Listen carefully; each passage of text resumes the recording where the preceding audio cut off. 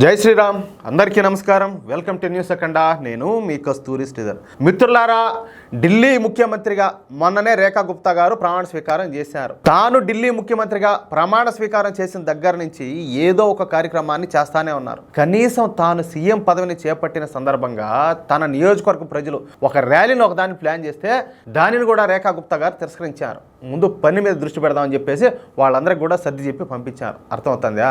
ఇక తాను ముఖ్యమంత్రిగా ప్రమాణ స్వీకారం చేసిన మొదటి రోజే ఈ కేబినెట్ మీటింగ్ని ఏర్పాటు చేసి అనేక నిర్ణయాలు తీసుకున్నారు.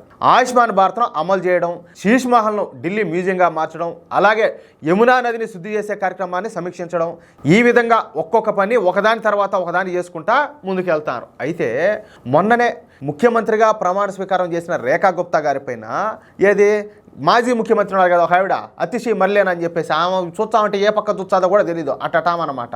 ఆమె అప్పుడే విమర్శలు చేయడం స్టార్ట్ చేసింది. ఢిల్లీ మాజీ ముఖ్యమంత్రి అయినటువంటి ఈ అతిశీ మర్లేనా సరిగ్గా 24 గంటలు కూడా గడచక ముందే ఈ ఢిల్లీ నూతన ముఖ్యమంత్రి అయినటువంటి రేఖా గుప్తా గారి పైన విమర్శలు అయితే ప్రారంభించింది. సిగ్గుండాలు ఒకరు వన్న ఇలా బతకలకు ఏళ్ల తరబడి ఉన్నారు. ఏం పీక్ కట్ల కట్టినారు వీళ్ళంతా కూడా. ఆవిడ గారు అతిశీ మర్లేనా మాట్లాడుతా ఢిల్లీలో కొలువు తిన్నటువంటి భారతీయ జనతా పార్టీ నూతన ప్రభుత్వం ఇచ్చినటువంటి వాగ్దానాలను నెరవేర్చలేదంట. కనీసం ఎవరిన 80 ఏళ్ళు చూసేవాళ్ళన్న మొహాన్ని ఊచారని సిగ్గన్నాలే ఒకరవన్న. తాము ఇచ్చినటువంటి వాగ్దానాలను అప్పుడే తొంగలో తొక్కేసిందనే ఏరా బీజేపీ. మొన్న ఢిల్లీ క్యాబినెట్ మీటింగ్ జరిగినప్పటికీ అందులో ఈ లాడ్లీ బెహన్ యోజన గురించి చర్చించలేదని, ఢిల్లీలోని ప్రతి మహిళకు నెలకు 2500 రూపాయల ఆర్థిక సాయం చేసే కార్యక్రమం పైన ఎటువంటి నిర్ణయం కూడా తీసుకోలేదని ఈ అతిశీ మర్లేనా నోటుకు వచ్చినట్టు పిచ్చుకుక్క వాగినట్టు అతి వాగడంతా కూడా వాగింది. ఈవిడ గారు ఏదో పెద్ద శుద్ధపోస అన్నట్టు, నేను పెద్ద పత్తితో శుద్ధపోస, నేనేదో పెద్ద మహానాయకురాలు అయినట్టు వార్ యాక్షన్ అంతా కొట్టింది. సరే, ఇక ఈ విషయాన్ని మీడియా ప్రతినిధులు ఈ ఢిల్లీ నూతన ముఖ్యమంత్రి అయినటువంటి రేఖా గుప్తా గారి దగ్గర అయితే ప్రస్తావించారనమాట. దీంతో ఆశ్చర్యపోయినటువంటి రేఖా గుప్తా గారు తీవ్రమైనటువంటి ఆగ్రహాన్ని వ్యక్తం చేశారనమాట. ఆవిడ మాట్లాడతా అంటే ఎవరు రేఖా గుప్తా గారు మాట్లాడతా ఢిల్లీను 15 సంవత్సరాల పాటు కాంగ్రెస్ పార్టీ పరిపాలించింది.